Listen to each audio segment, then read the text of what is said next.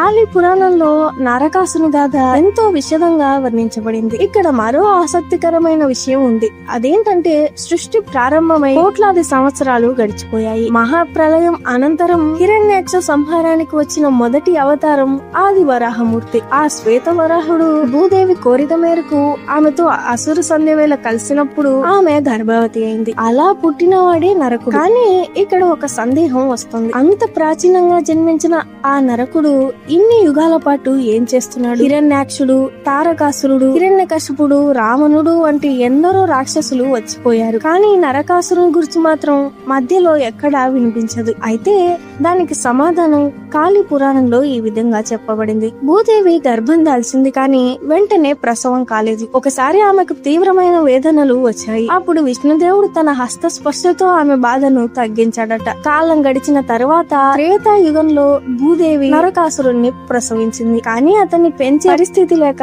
జనక మహారాజుకు అప్పగించింది. జనకుని కుమారులతో పాటు సీతాదేవితో కూడా అతను చిన్నతనంలో ఆడుకున్నాడు. కానీ కాలక్రమంలో అతను పరాక్రమవంతుడై యువకుడిగా ఎదిగాడు. అప్పుడు ఇతను మన రాజ్యాన్ని స్వాధీనం చేసుకుంటాడేమో అన్న అనుమానం జనకుని కుమారుల్లో కలిగింది. దాంతో జనక మహారాజు ఆ బాలుడిని తిరిగి భూదేవికి అప్పగించాడు. భూదేవి తన కుమారుని కోసం విష్ణుదేవుణ్ణి ప్రార్థించింది.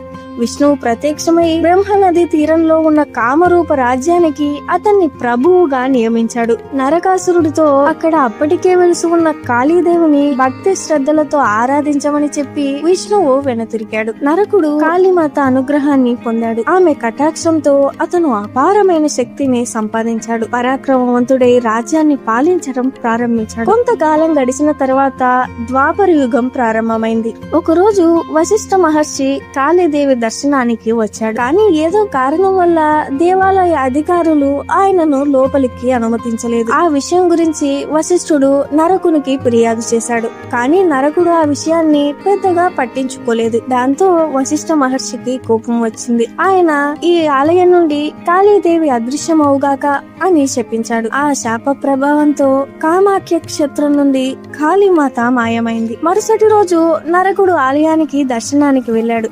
కానీ అక్కడ కాళీమాత కనిపించలేదు. ఆ విషయం గ్రహించిన క్షణంలోనే అతని మనసులో భయం మొదలైంది. అతడు ఎంతో ప్రార్థించాడు. ముందు తనకు ప్రత్యక్షమై వరాలు ఇచ్చిన అదే కాళీమాతను పిలిచాడు. కానీ ఎంత జపించినా, ఎంత ధ్యానం చేసినా ఆమె కనబడలేదు, స్పందించలేదు. అప్పుడు నరకుడు ఒక నిజాన్ని గ్రహించాడు. కాళీమాత అనుగ్రహం తన నుండి తొలగిపోయిందని ఏం చేయాలో అర్థం కాక తన పురోహితుడైన శుక్రాచార్యుని పిలిపించి పరిష్కారం కోరాడు. అప్పుడు శుక్రాచార్యుడు, నరకాసురా, కాళీదేవిని తిరిగి రప్పించ